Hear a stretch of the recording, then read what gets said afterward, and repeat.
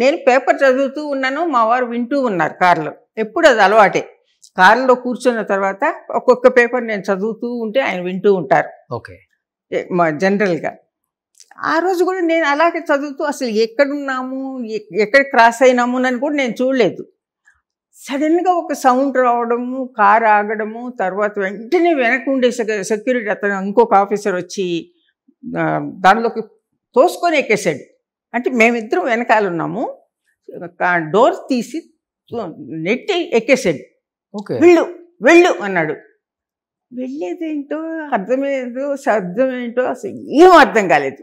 కానీ నాకు వెనక మాత్రము చిన్న చిన్న రాళ్ళు, ఇసుక, అటువంటి గ్లాస్ డోర్కి తగిలిన అది మాత్రం నాకు తెలుస్తూ ఉంది.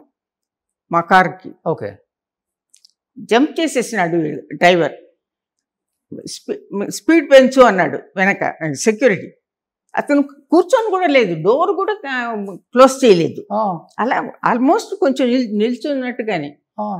అసలు ఆలోచించేదానికి కూడా అది ఒక బాంబ్ బ్లాస్ట్ అని కానీ, అక్కడ కార్కి ఇదైందని కానీ ఏమీ తెలీదు.